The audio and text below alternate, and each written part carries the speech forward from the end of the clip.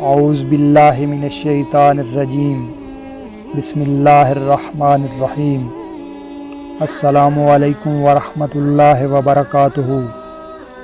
سامعین، آپ سیرت النبی صلی اللہ علیہ وآلہ وسلم کے ٹاپک سے مستفید ہو رہے ہیں۔ پچھلے سب ٹاپک میں آپ نے ہیرا یعنی عراق کی بادشاہی کے بارے میں سنا۔ اس سب ٹاپک میں انشاءاللہ آپ اسلام سے پہلے شام کی بادشاہی کے متعلق سماعت فرمائیں گے، جس زمانے میں عربوں کی ہجرت زوروں پر تھی۔ قبیلہ قزا کی چند شاخیں حدود شام میں آ کر آباد ہو گئیں۔ ان کا تعلق بنی سلیم بن حلوان سے تھا اور انہی میں ایک شاخ بنو زجعم بن سلیم کی تھی، جسے زجیمہ کے نام سے شہرت حاصل ہوئی۔ قبیلہ قزا کی اس شاخ کو رومیوں نے صحرائے عرب کے بدوؤں کی لوٹ مار روکنے اور فارسیوں کے خلاف استعمال کرنے کے لیے اپنا ہم نوا بنایا اور اسی کے ایک فرد کے سر پر حکمرانی کا تاج رکھ دیا۔ اس کے بعد مدتوں ان کی حکمرانی رہی۔ ان کا مشہور بادشاہ زیاد بن حبولہ گزرا ہے۔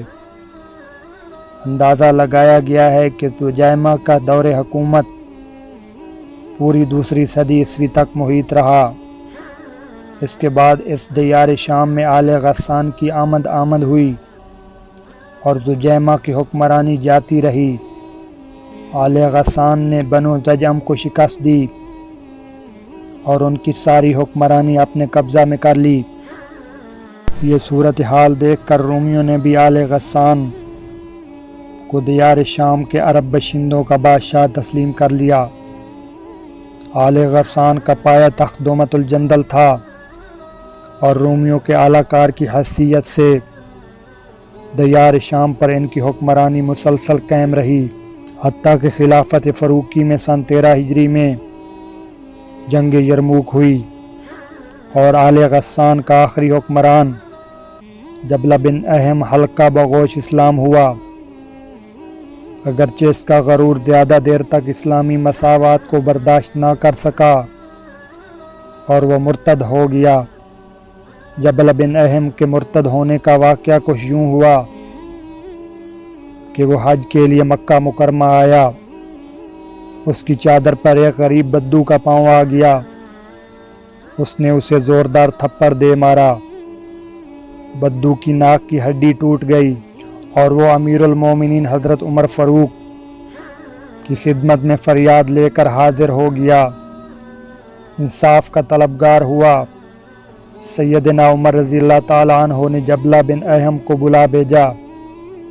وہ حاضر ہوا تو آپ رضی اللہ تعالیٰ عنہ نے اسے کہا، تم نے اس غریب مسلمان سے زیادتی کی ہے، لہذا بدلہ دو۔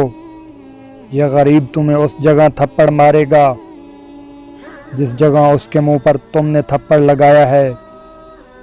ہاں، اگر تم نے اس سے معافی مانگ لی اور یہ معاف کر دے تو اور بات ہے۔ جبلہ نے کہا، مجھے 1 دن کی مہلت دی جائے تاکہ میں غور کر سکوں۔ جب جبلہ کو 1 دن کی مہلت مل گئی، وہ ایک مغرور انسان تھا۔ اسلام لانے کے بعد بھی اس کے غرور میں کمی نہ آئی۔ وہ فرار ہو گیا اور واپس شام چلا گیا اور دوبارہ عیسائی مذہب اختیار کر لیا۔